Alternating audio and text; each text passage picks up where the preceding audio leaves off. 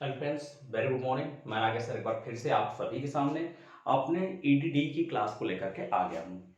ध्यान दीजिएगा, पिछले वाले क्लास में हम लोगों ने पुश बटन के बारे में पढ़ा, ओवरलोड रिले के बारे में पढ़ा, कॉन्टेक्टर के बारे में पढ़ा। ऐसे कई टॉपिकों के बारे में हमने डिस्कशन किया। आज हम चलते हैं अपने अगले टॉपिक की तरफ। अगले टॉपिक की हेडिंग डाल लीजिएगा आप सभी लोग, मल्टीपल पुश बटन स्विच या multiple push button station. Multiple push button station क्या होता है भाई? एक ऐसा स्टेशन जिसमें थ्री फेस इंडक्शन मोटर को कई स्थानों से कंट्रोल किया जा सके। जैसे अगर कोई ये स्टेशन है, सपोज दैट हमारा ये अलग अलग रूम है, एक रूम, दो रूम, तीन रूम, ये अलग अलग रूम है? ये हमारा क्या है? मोटर लगा हुआ है। अब हमें इस मोटर को क्या करना है? हम चाहते हैं इस रूम से भी कंट्रोल करें, हम चाहते हैं इस रूम से भी कंट्रोल करें, हम चाहते हैं इस रूम से भी कंट्रोल करें, यानी एक से अधिक स्थानों से हम कंट्रोल करें। तो इसके लिए हमें कैसी विधि यूज करनी होगी? इसके लिए हमें मल्टीपल पुश बटन स्टेशन वाली विधि यूज करनी होगी। जैसे बहुत जगह ऐसा होता है कि जैसे पिताजी ने घर बनवा लिया, अब उनके दो बच्चे हैं, उन्होंने क्या किया? उनके दीवार को दो तरफ से पार्टीशन कर दिया, या दीवार को पार्टीशन ना करते हुए उस घर को वैसे ही रहने दिया। एक तरफ वो हो गए, एक तरफ ये हो गए। लेकिन पिताजी के समय में ही मोटर लगी हुई थी, three phase induction motor. Suppose that वो किसी भी काम के लिए लगी हुई थी। जैसे देख लीजिएगा, ये एक बड़ी सी मंजिल है और इस मंजिल में ये आपका गलियारा है, ये, और ये आपका थ्री फेस इंडक्शन मोटर लगा हुआ है, यहाँ पर थ्री फेस इंडक्शन मोटर। अब इनका रूम इधर है, इनका रूम इधर है। अब ये इनकी तरफ नहीं आ सकते और ना ये इनकी तरफ आ सकते हैं, लेकिन ये गलियारा दोनों लोग यूज कर सकते हैं। तो उन्होंने क्या किया? अपने घर के बाहर एक स्टार्टर, या फिर घर के अंदर ही एक स्टार्टर लगा दिया। इन्होंने भी अपने घर के अंदर ही एक स्टार्टर लगा दिया। पानी की आवश्यकता या किसी भी चीज की आवश्यकता, उन्होंने क्या किया? इन्होंने अपना मोटर यहां से ऑन किया, मोटर चलने लगा, जो भी कार्य था करना था किए, फिर उसके बाद यहीं अपने रूम से मोटर बंद कर दिया। उसी तरह से ये अपने रूम में, इन्होंने क्या किया? इनको आवश्यकता हुई, इन्होंने मोटर को ऑन किया, फिर यहीं से अपना मोटर बंद कर दिया। तो ऐसी व्यवस्था जहां पर भी देनी होती है, क्योंकि इन फ्यूचर आप इलेक्ट्रिकल इंजीनियर बनेंगे तो बहुत से बड़े बड़े मकानों का जब आपको कंस्ट्रक्शन मिलेगा, बहुत से बड़े बड़े मकानों की जब आपको वायरिंग करने के लिए मिलेगी, तो वहां पर अगर ऐसी सुविधाओं को डालना हुआ तो उस कंडीशन में आपको पता होना चाहिए कि कैसे यूज किया जाता है, किस तरह से हम लोग इस विधि का प्रयोग कर सकते हैं। तो उसके लिए क्या होता है आपका कि एक से अधिक आपका स्टार्टर का यूज करेंगे। जैसे इसमें देखिए, इसमें एक, दो, तीन, तीन दिखाई दे रहा है। तीन क्या है? स्टॉप पुश बटन है। तीन आपके स्टॉप पुश बटन है। ये भी क्या है? स्टॉप पुश बटन है। ये भी क्या है? स्टॉप पुश बटन है। और इसी तरह से तीन क्या है? स्टार्ट पुश बटन है। Start push button, start push button और स्टार्ट पुश बटन। तो ये तीन स्टार्ट पुश बटन और तीन क्या है? आपका स्टॉप पुश बटन है। हमें अगर आवश्यकता हुई इस पहले वाले से ऑन करने की, ये हमारा दूसरा वाला है, ये हमारा तीसरा वाला है। अगर मुझे पहले वाले से ऑन करना हुआ तो हम यहां से स्टार्टर को क्लिक करेंगे, सॉरी पुश बटन को, स्टार्ट पुश बटन को क्लिक करेंगे। जैसे इसे दबाएंगे वैसे क्या होगा भाई? ये हमारा कॉन्ट्रैक्टर ऑपरेट होगा, और जैसे कॉन्ट्रैक्टर ऑपरेट होगा वैसे क्या होगा आपका भाई? पुश बटन से हाथ हटाते ही सप्लाई यहां से आपका आएगी, यहां जाएगी, यहां से सप्लाई यहां आएगी और यहां से यहां। और ये ऑन हो चुका है, होल्डिंग कॉइल है, ये ऑन कंडीशन में इसको पकड़े हुए है। तो यहां से क्या होगी? सप्लाई ये यहां से होते हुए इस तरह से ये यहां पर आएगी कॉन्ट्रैक्टर, और कॉन्ट्रैक्टर क्या हो जाएगा? ऑपरेट हो जाएगा, जिससे मोटर भी क्या हो जाएगी? ऑपरेट हो जाएगी। अगर सपोज हमको 1 से नहीं 2 से ऑपरेट करना है, हम 2 वाले को प्रेस करेंगे। जैसे 2 वाले को प्रेस करेंगे वैसे होल्डिंग कॉइल क्या करेगा? पकड़ लेगा, और होल्डिंग कॉइल जैसे ही पकड़ेगा वैसे क्या करेगा भाई? सप्लाई आपका यहां से आपका आकर के कॉन्ट्रैक्टर में आ जाएगी, आएगी। अब हमें बंद करना है तो हम किसी भी रूम से बंद कर सकते हैं, इससे भी बंद कर सकते हैं, इससे भी बंद कर सकते हैं, इससे भी बंद कर सकते हैं। इसकी यही सबसे बड़ी खराबी होती है कि मान लीजिए किसी के अंदर द्वेष उत्पन्न हो गया, पहला वाला क्या किया? जाकर के मोटर ऑन किया, दूसरे वाले को उस दिन गुस्सा आया है, उसने क्या किया? अपने रूम से ही ऑफ कर दिया। तो ये सबसे बड़ी आपका क्या है? एरर है। तो हर जगह कुछ ना कुछ एरर मौजूद होते हैं, इसमें भी ये एरर है आपका, एक से अधिक ऑन पुश बटन में और एक से अधिक ऑफ पुश बटन में। स्टार्ट पुश बटन को ऑन पुश बटन बोलते हैं और स्टॉप पुश बटन को ऑफ पुश बटन बोलते हैं। तो लिख लीजिएगा इसमें, इस प्रकार की विधि का प्रयोग वहां पर किया जाता है, इस प्रकार की विधि का प्रयोग वहां पर किया जाता है जहां पर एक से अधिक स्थानों से, एक से अधिक स्थानों से किसी एक ही मोटर को कंट्रोल करना होता है। एक से अधिक स्थानों से केवल एक ही मोटर को कंट्रोल करना होता है, तो उसके लिए एक से अधिक कंट्रोल करना होता है, तो उसके लिए एक से अधिक, वन आर मोर देन, एक या एक से अधिक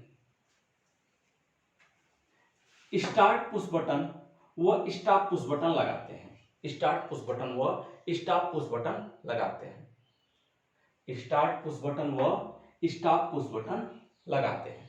क्लियर? अब ध्यान दीजिएगा, ये क्या है, ये क्या है। मान लीजिए ये तो आपको पता है कि ये स्टॉप पुश बटन है, यानी इसका अगर टर्मिनल बंद है तो ये नॉर्मली क्लोज है, एनसी है। ये टर्मिनल क्लोज है तो एनसी है। ये भी टर्मिनल क्लोज है तो क्या है, नॉर्मली क्लोज है, एनसी है। ये भी टर्मिनल क्लोज है तो क्या है, एनसी है, नॉर्मली क्लोज है। इसको एनसी बोला जाता है। जब भी टर्मिनल आपका क्लोज हो तो उसे नॉर्मली क्लोज बोलेंगे। ये कैसा टर्मिनल है, तो ये एनओ है, नॉर्मली ओपन। ये भी एनओ है, नॉर्मली ओपन। ये भी एनओ है, नॉर्मली ओपन है। और ये क्या है आपका, ये जो ए दिखाया गया है, तो ए होता है होल्डिंग कॉइल होता है। ये कौन सा कॉइल होता है, होल्डिंग कॉइल होता है, जो सर्किट को क्या करता है, होल्ड करता है, सर्किट को पकड़े रहता है, सप्लाई को लगातार परिपथ में प्रवाहित होने देता है। ऐसे कॉइल को कहते हैं होल्डिंग कॉइल, या ऐसे सर्किट को कहते हैं होल्डिंग सर्किट। तो ये होल्डिंग कॉइल या होल्डिंग सर्किट आपका कह सकते हैं। इसके बाद ये क्या है, ये हमारा कॉन्ट्रैक्टर है। ये हमारा क्या है, कॉन्ट्रैक्टर है। मुख्य कॉन्ट्रैक्टर जो होता है, जो आपका पुश बटन के दबाए जाने पे सप्लाई को क्या करता है, अपनी तरफ आकर्षित करता है, या फिर जो आपका प्लंजर होता है उस प्लंजर को अपनी तरफ आकर्षित करता है। तो वही कॉन्ट्रैक्टर ए का फिगर दिखाएगा। उसके पहले ये क्या लगा हुआ है, तो ये सिंबल होता है ओवरलोड रिले का। ये सिंबल होता है ओवरलोड रिले का। ओवरलोड रिले में कौन सा सिंबल है, तो ये नॉर्मली क्लोज का सिंबल है। ओवरलोड रिले में नॉर्मली क्लोज का ये सिंबल है। तो ये OLC है, ओवरलोड रिले, ओवरलोड कॉइल या ओवरलोड रिले इसको कह सकते हैं। तो ये ओवरलोड रिले है, ये होल्डिंग कॉइल या होल्डिंग सर्किट है, और ये आपका कॉन्ट्रैक्टर है, ये आपका स्टार्ट पुश बटन है, और ये स्टॉप पुश बटन है। हाँ, तो उसमें लिखेगा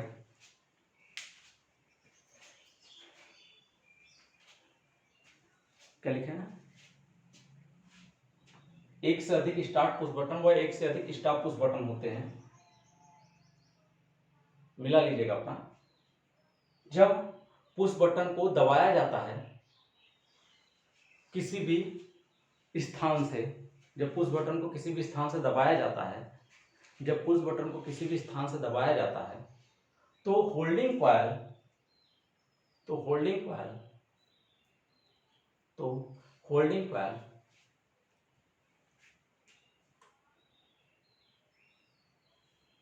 ऑपरेट होकर के कॉन्ट्रैक्टर के प्लंजर को अपनी तरफ, कॉन्ट्रैक्टर के प्लंजर को अपनी तरफ आकर्षित कर लेती है, कॉन्ट्रैक्टर के प्लंजर को अपनी तरफ आकर्षित कर लेती है, जिससे मुख्य सप्लाई इंडक्शन मोटर को प्राप्त होने लगती है, जिससे मुख्य सप्लाई इंडक्शन मोटर को प्राप्त होने लगती है। अब ध्यान दीजिएगा, अगर मान लीजिए कोई एक व्यक्ति ऑन करके चला गया, इन्होंने ऑन किया तीसरे रूम से ऑन करके वो बंद नहीं किए मोटर को, वो चले गए। तो अगर यहां पर ये तीनों में से कोई एक मौजूद रहेगा तो अपने रूम से ही क्या करेगा, उसको बंद कर देगा। तो ये कहीं ना कहीं एक बेनिफिशियली भी है और कहीं ना कहीं आपका ये नुकसानदायक भी है। नुकसानदायक कब है, जब इंसान की मानसिकता या इंसान की जो भावनात्मक चीजें हैं वो बदल जाती हैं, तब ये हानिकारक बन जाती हैं। कि अब स्टार्ट करके चले गए, अब इनको बंद करना है, बंद नहीं कर रहे हैं, तब भी देख भी रहे हैं कि मोटर चल रहा है, तब वो नहीं बंद कर रहे हैं। तो कहीं ना कहीं ये द्वेष वाली भावना है, तो ये अपवाद में आता है। खैर छोड़िए, इस फिगर को आप लोग बना लीजिएगा पीछे वीडियो करके, वीडियो को रोक करके, ये वीडियो से आप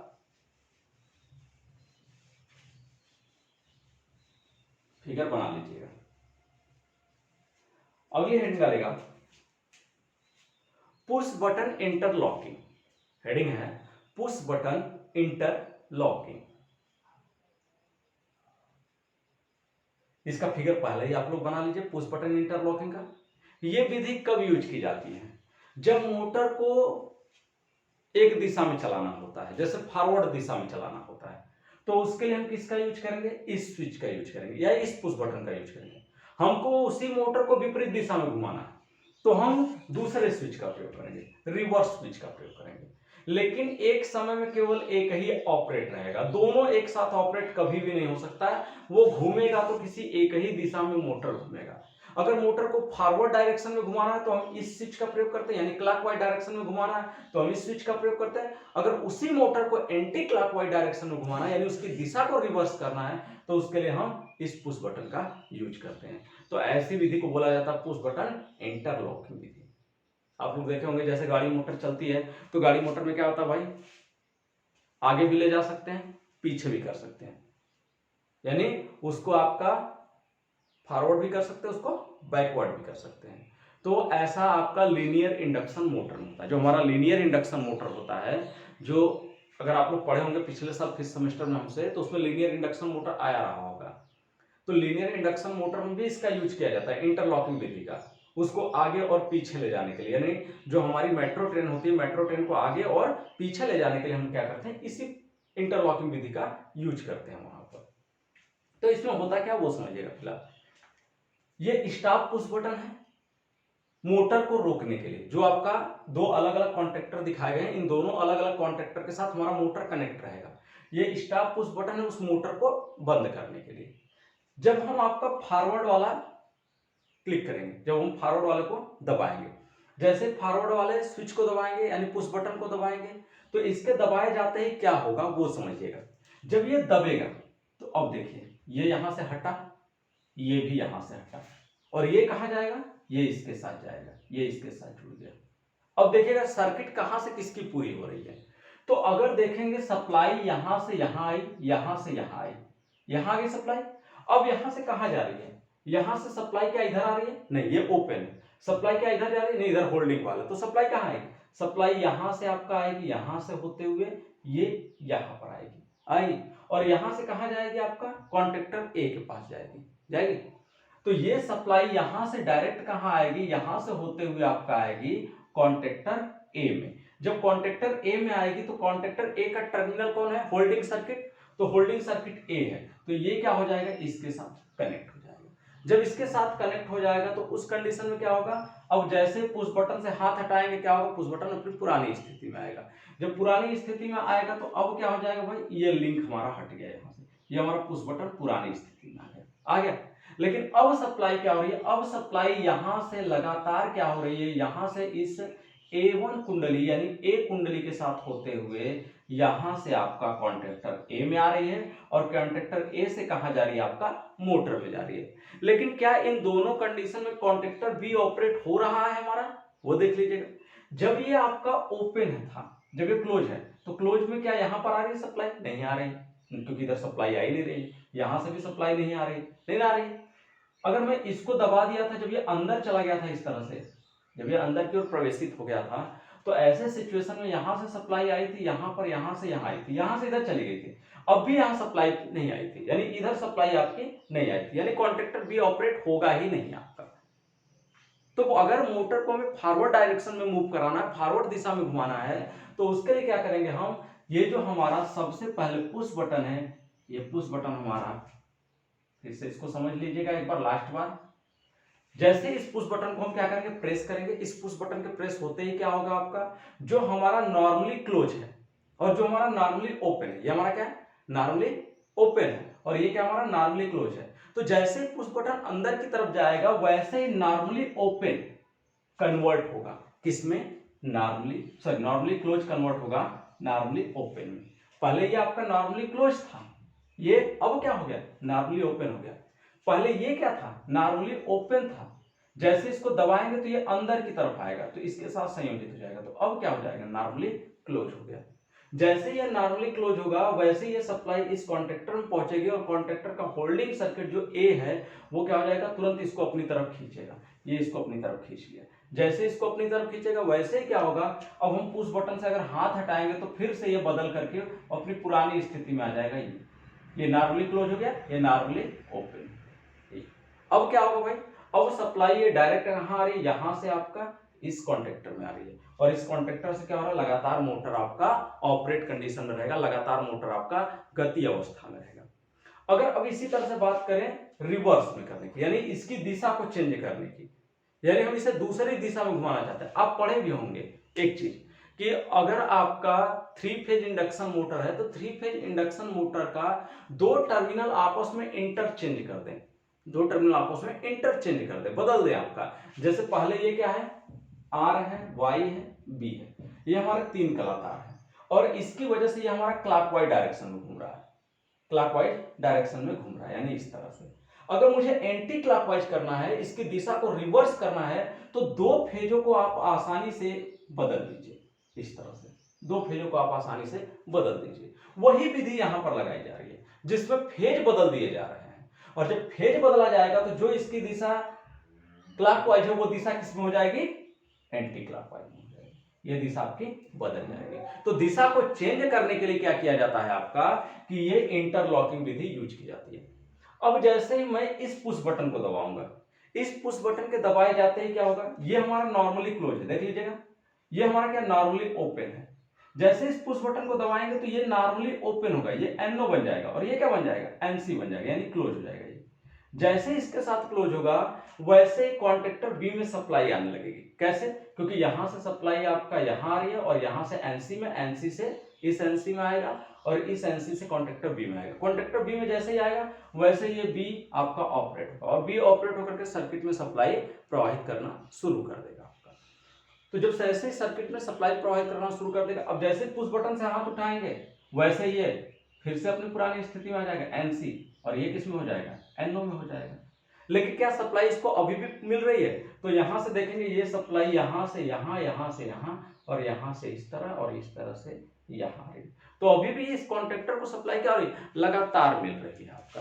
तो कॉन्ट्रेक्टर बी को भी सप्लाई क्या होगी भाई, लगातार प्राप्त होती रहेगी आपका। और इस तरह से मोटर क्या है, मोटर को अग्र दिशा में भी घुमाया जा सकता है और इसी मोटर को पश्चिम दिशा में भी घुमाया जा सकता है इस विधि के द्वारा। तो अगर आप लोग फिगर बना ही लिए होंगे, वीडियो को रोक करके फिगर बना लीजिएगा। अब इसके बाद जो लिखवाने जा रहे हैं उसको अपनी कॉपी में नोट करिए।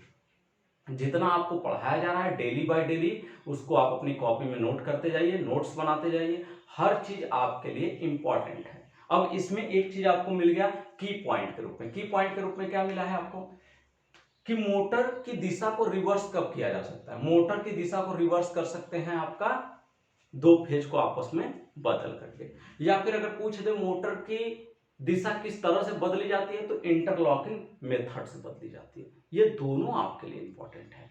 चलिए लिखेगा फिलहाल अभी इसको लिखे।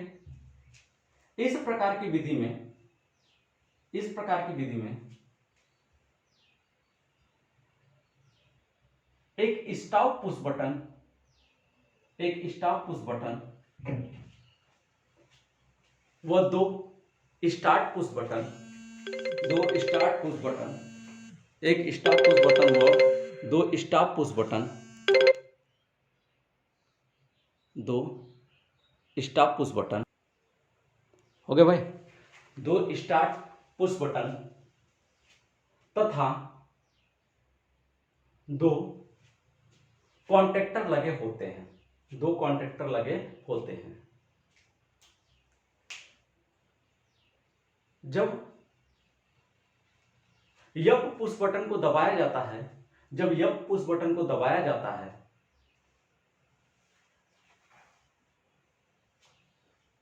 तो इस पुश बटन के दबाए जाने पर, तो इस पुश बटन के दबाए जाने पर कॉन्टेक्टर ए ऑपरेट होकर,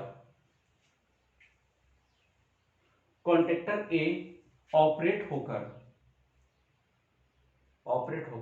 मोटर को फॉरवर्ड दिशा में घुमाता है, मोटर को अग्र दिशा में गति कराता है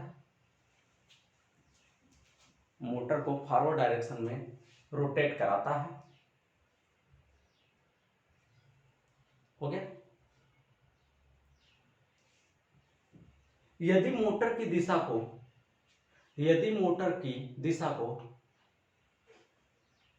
परिवर्तित करना हो तो, यदि मोटर की दिशा को परिवर्तित करना हो तो, ओके भाई, यदि मोटर की दिशा को परिवर्तित करना हो तो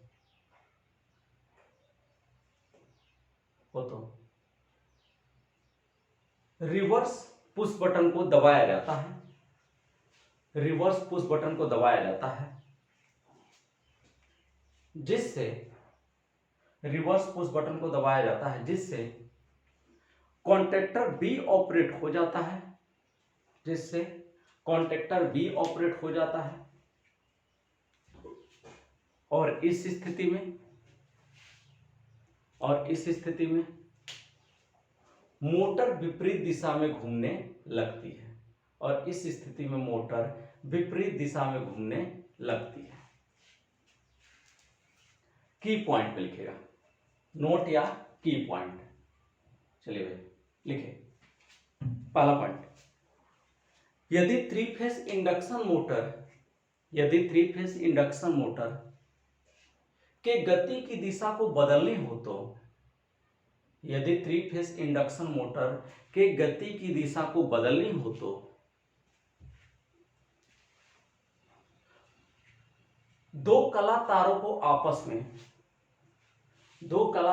आपस में परिवर्तित करते हैं। दो कला तारों को आपस में परिवर्तित करते हैं। क्लियर। चलिए आगे दूसरा पॉइंट लिखेगा, मोटर के गति की दिशा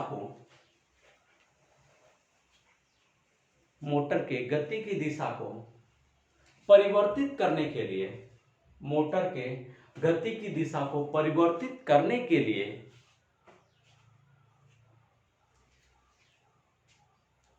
इंटरलॉकिंग विधि का प्रयोग करते हैं। हो गया भाई। नेक्स्ट हेडिंग डालिएगा, तब तक हम फिगर बना लेते हैं। हाँ भाई, हेडिंग डाल लीजिएगा, ऑक्सिलरी कॉन्टैक्ट इंटरलॉकिंग। हेडिंग है auxiliary contact interlocking.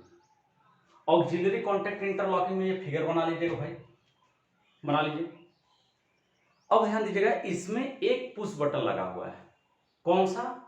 Of push button, यानी स्टॉप पुश बटन एक लगा हुआ है। दो आपके स्टार्ट पुश बटन लगे हुए हैं। पहला स्टार्ट पुश बटन ये है, दूसरा स्टार्ट पुश बटन ये है। दो आपके पुश बटन लगे हुए हैं। अब इसमें दो आपके कॉन्टैक्टर भी लगे हुए हैं, आपका ए और बी। ये हमारे दो कॉन्टैक्टर लगे हुए हैं, ए और बी। इसकी भी विधि वही वाली है, आपका इंटरलॉकिंग विधि वाली, पुरानी वाली है कि मोटर को फॉरवर्ड दिशा में घुमाना है तो इसको हम ऑपरेट कराएंगे। अगर उसी मोटर को रिवर्स दिशा में घुमाना है तो उसके लिए हम इसका प्रयोग करेंगे। है वही चीज आपका। अगर मोटर को हमें फॉरवर्ड डायरेक्शन में घुमाना है तो फॉरवर्ड डायरेक्शन में घुमाने के लिए हम इसका यूज करेंगे, और रिवर्स डायरेक्शन में घुमाने के लिए हम इसका यूज करेंगे। और दोनों को बंद करने के लिए, यानी पुश बटन से मोटर को सीधा बंद करने के लिए हम किसका यूज करेंगे? स्टॉप पुश बटन का यूज करेंगे। और एक चीज और ध्यान दीजिएगा, मोटर को कभी भी अगर मोटर को फॉरवर्ड दिशा में रन कर रहा है तो उसको तुरंत रिवर्स दिशा में नहीं घुमा सकते। उसके लिए क्या करना होता है? मोटर को पहले बंद करना पड़ता है। अगर कोई मोटर ये घूम रही है, ऐसे फॉरवर्ड दिशा में जा रही है, इस दिशा में, तो ये पहले रुकेगी तभी रिवर्स में आएगी। अगर नहीं रुक रही है तो वो रिवर्स में नहीं आ सकती। तो जैसे कोई मोटर घूम रही है एकाएक इस तरह से बहुत तेजी के साथ, अब सोचो कि एकाएक तड़ से पीछे घुमा दे, ऐसा नहीं हो सकता, टूट जाएगा तुरंत। उसका जो फ्लाई व्हील है या फिर उसका जो रोटर शाफ्ट है, वो रोटर शाफ्ट अगर एक दिशा में घूम रहा है और तुरंत वो विपरीत दिशा में घूमना चाहेगा तो ऐसा पॉसिबल नहीं है। उसके लिए पहले मोटर को रोकना पड़ता है, फिर उसके बाद ही उसको दूसरी दिशा में हम क्या कर सकते हैं? घुमा सकते हैं। ये आप हमेशा याद रखिएगा। तो ये वाली जो विधि है ऑक्सिलरी कॉन्टैक्ट इंटरलॉकिंग विधि है। ऑक्सिलरी कॉन्टैक्ट इंटरलॉकिंग विधि, इसमें एक सहायक कुंडली लग जाती है, एक सहायक कुंडली आपकी आ जाती है, एक अलग से ऑक्सिलरी कॉन्टैक्ट आ जाता है। इसको, ये इसी का भाग है। जैसे ये A1 है तो A1 का भाग है, ये B1 है तो B1 का भाग है। तो ये A1 का भाग इस पे लगा होता है A2, या B1 का भाग इस पे लगा होता है B2। यानी कोई भी आपका होगा पुश बटन, जैसे ये पुश बटन है सपोज दैट, तो इस पुश बटन के दो सिरे होते हैं, इस पुश बटन के दो सिरे होते हैं, ये पहला, ये आपका दूसरा, ये होगा।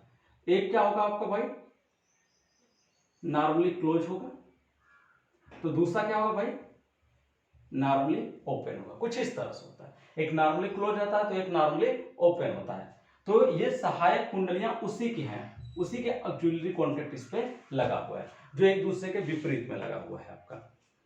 और इस विधि का भी प्रयोग उसी के लिए किया जाता है आपका, मोटर को एक दिशा में घुमाने के लिए, और उसी मोटर को विपरीत दिशा में घुमाने के लिए हम इस विधि का क्या करते हैं, प्रयोग करते हैं आपका।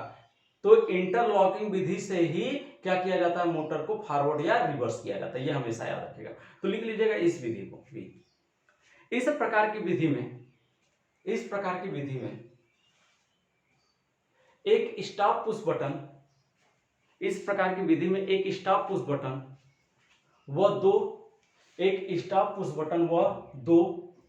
स्टार्ट पुश बटन लगे होते हैं, और A1 की सहायक कुंडली A2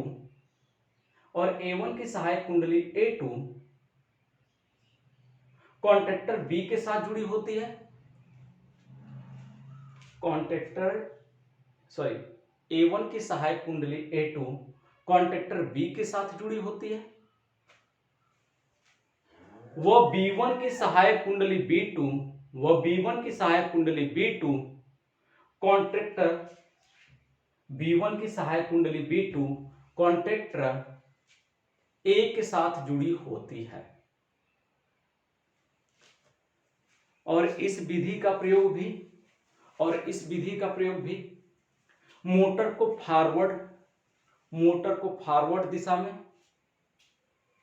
व रिवर्स दिशा में घुमाने के लिए, मोटर को फॉरवर्ड दिशा में व मोटर को रिवर्स डायरेक्शन में घुमाने के लिए किया जाता है, मोटर को रिवर्स डायरेक्शन में घुमाने के लिए किया जाता है।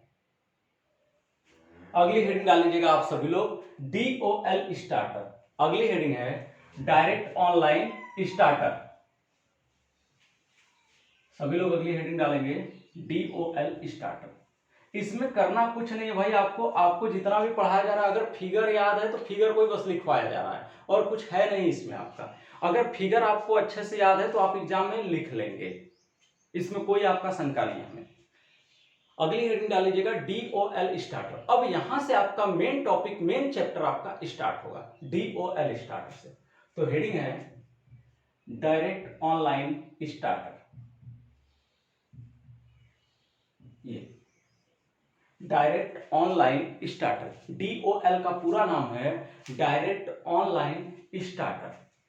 इस स्टार्टर का प्रयोग 5 HP से कम के लिए किया जाता है भाई, 5 HP से कम के लिए किया जाता है। दूसरी चीज, इसमें करंट को कंट्रोल नहीं किया जाता है। इस वाले स्टार्टर में हम करंट को कंट्रोल करते ही नहीं है, क्योंकि आप लोग जानते हैं कि स्टार्टर का काम ही होता है करंट को लिमिट करने का, करंट को सीमित करने का, यानी करंट को कम करने का काम होता है। लेकिन इस स्टार्टर में करंट को कम नहीं किया जाता। पूछा भी जाता है एग्जाम में कि ऐसा कौन सा स्टार्टर है जिसमें करंट को लिमिट या करंट को कम नहीं किया जाता, तो वह है डायरेक्ट ऑनलाइन स्टार्टर। बाकी सब में कम करेंगे लेकिन डायरेक्ट ऑनलाइन स्टार्टर में नहीं करेंगे। क्यों? क्योंकि इसका यूज जो हम करते हैं वो 5 HP से कम के लिए करते हैं, यानी छोटी मशीनों के लिए करते हैं, और छोटी मशीनों को घूमने में कम टाइम लगता है, यानी वो पहले ही घूमना प्रारंभ कर देती है, घूमने में ज्यादा समय नहीं लेती, जिससे वो जल नहीं पाती हैं आपका। तो वहां पर करंट को सीमित करने की आवश्यकता होती ही नहीं है। बड़ी बड़ी मोटरों के लिए ऐसा होता है, करंट को सीमित करना पड़ता है। लेकिन छोटी मोटर होती है जो 5 HP से कम होती है, वो छोटी मोटर के अंतर्गत आती है। और इन मोटरों की जो स्पीड होती है, जैसे उनको सप्लाई देते ही क्या हो जाता है, वह आपका घूमना प्रारंभ कर देती है। इसलिए ऐसी मोटरों पर आपका क्या होता है, DOL स्टार्टर लगाया जाता है, ताकि इसमें कोई करंट लिमिट करने की आवश्यकता नहीं रहती। और DOL स्टार्टर का निर्माण कैसे होता है, यह हम आपको पहले ही बता चुके हैं। DOL स्टार्टर का निर्माण के लिए सबसे पहले पुश बटन होना चाहिए। क्या करेंगे भाई, एक स्टार्ट पुश बटन होना चाहिए, एक स्टॉप पुश बटन होना चाहिए, ताकि हम क्या कर सकें, मोटर को चालू कर सकें। तो ये निम्न भागों से मिलकर बना होता है। पहला होता है आपका start push button, start push button. दूसरा होता है stop push button, stop push button. ये तीसरा आप पढ़े हैं, तीसरा क्या होता है, कॉन्टेक्टर होता है, कॉन्टेक्टर। तीसरा कॉन्टेक्टर, और कॉन्टेक्टर के अंदर ही आपका होल्डिंग कॉइल होता है, ये सब होता है। चौथा क्या होता है, चौथा होता है ओवरलोड रिले, ओवरलोड रिले, ये होता है भाई। तो ये आपके क्या होते हैं, इसके मुख्य भाग होते हैं, start push button, stop push button, contactor, overload relay, ये सब क्या है, इसके मुख्य भाग हैं। तो सबसे पहले आप लोग हेडिंग डाल लीजिएगा DOL starter, direct online starter लिखिएगा। वह स्टार्टर जिसका प्रयोग छोटी क्षमता के मशीन, छोटी क्षमता के मशीन, छोटी क्षमता के इंडक्शन मोटर लिखिएगा, छोटी क्षमता के इंडक्शन मोटर कोष्ठ में 5 HP से कम, 5 HP से कम के लिए किया जाता है, के लिए किया जाता है।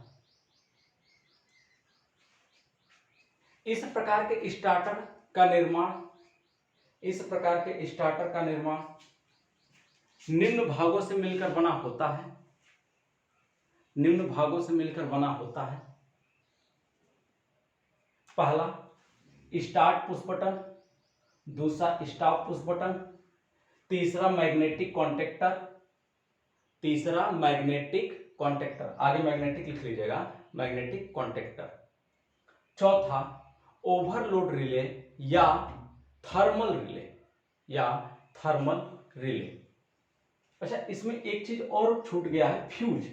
देखिए भाई, ये नहीं लिखा गया फ्यूज, क्योंकि फ्यूज भी लगता है आपका इसमें, आपकी किताब में नहीं दिया है फ्यूज के बारे में, लेकिन फ्यूज भी आपका लगता है। और लिंक स्विच तो लगेगा ही, उसको हम सीधा सीधा कर देते हैं, main switch, main switch unit with fuse, with fuse. हालांकि बहुत से जगह पे फ्यूज नहीं भी लगाते हैं और बहुत से जगह पे फ्यूज लगाते भी हैं, ये याद रखिएगा। जरूरी नहीं है कि फ्यूज, अगर आपको खर्च बढ़ाना है तो फ्यूज लगा सकते हैं, खर्च नहीं बढ़ाना है तो फ्यूज मत लगाइए। तो ये आपका 5 भाग है जिनसे क्या होता है, ये मिलकर के बना होता है कौन सा, DOL स्टार्टर। आपकी किताब में यही 4 भाग होंगे, यही 4 भाग आपको मिलेंगे, लेकिन ये 5वां भाग भी होता है main switch unit with fuse वाला, ये भी हम यूज करते हैं। आपका कहना, अगर आप खर्च बढ़ाना चाहते हैं तो इसको लगा सकते हैं, खर्च नहीं बढ़ाना है इसको मत लगाइए, कोई जरूरत नहीं है। सीधा सीधा मेन स्विच यूनिट लगा दीजिए, इसको मत लगाइए विथ फ्यूज वाला। अगर आप चाहते हैं खर्च अपना कम करना चाहते हैं तो इसको हटा दीजिए, मेन स्विच यूनिट लगा दीजिए, हो जाएगा इतने से भी काम। तो इसको आप नोट कर लीजिएगा। अब जो भी इसके बारे में चर्चा होगी वो हम कल करेंगे, पूरा DOL स्टार्टर का फिगर बनाएंगे, फिगर बनाने के बाद उसको समझाएंगे, उसका सिंगल लाइन डायग्राम वाला फिगर बनाएंगे, उसका मल्टी लाइन डायग्राम वाला फिगर बनाएंगे, और उसका सर्किट डायग्राम भी बनाएंगे। तीनों बना करके आपको विधिवत पूरा का पूरा समझाएंगे, उसके बाद अगले टॉपिक पे चलेंगे। तो आज के लिए इतना ही, मिलेंगे नेक्स्ट टॉपिक पर। धन्यवाद। आप लोग डेली बाय डेली वीडियो को देखते रहिए।